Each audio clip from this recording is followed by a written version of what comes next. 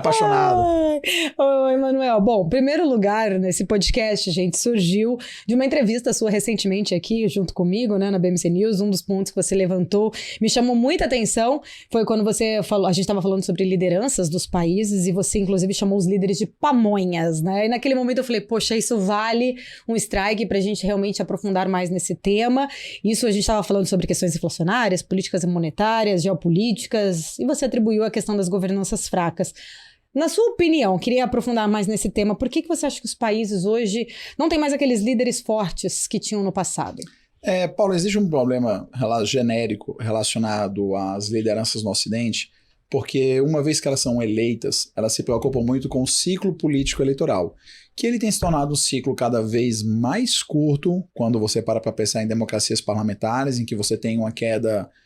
possível cair um primeiro-ministro quando perde o apoio do parlamento, então sucessões de escândalos ou situações são potencializadas pelas redes sociais, acabam fazendo ter uma certa rotatividade nesses políticos. E em países que adotam o sistema presidencialista,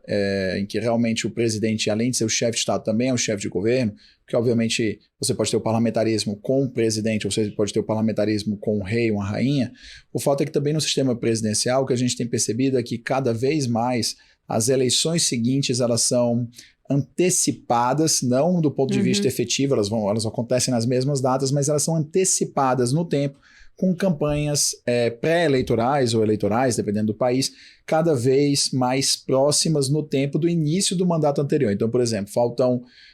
pouco mais de 2 anos para as eleições presidenciais americanas, e hoje só que se discute nos Estados Unidos é se o Joe Biden vai concorrer à reeleição ou não e quais são as chances dele. Então, esse encurtamento dos ciclos dos políticos fazem com que cada vez mais eles tenham menos horizonte de tempo, de pensamento no futuro, e cada vez mais focam as suas energias, os seus estratagemas, o seu planejamento na eleição seguinte, que se avizinha, seja realmente uma proximidade temporal, ou seja pela sensação psicológica que domina toda a população de um país. Então veja que aqui no Brasil também há mais de ano praticamente domina o ciclo de notícias, junto obviamente com questões de Covid e inflação, mas domina o ciclo de notícias a disputa do Lula com o Bolsonaro. E é óbvio que se o político está focado o tempo todo pensando na reeleição dele ou na eleição de alguém do campo político dele, ele está descuidando do planejamento estratégico. É simples assim. E além disso, ainda que isso não acontecesse, a gente percebe também que aquela questão, quando acabou o comunismo, que parecia que o Ocidente tinha triunfado, parecia que a história tinha acabado, você tem um momento de relaxamento em inteligência estratégica, inteligência de longo prazo no Ocidente, porque digamos que os tempos tinham ficado mais fáceis para os governos ocidentais dominantes, Estados Unidos, Alemanha, França, Inglaterra. E com isso,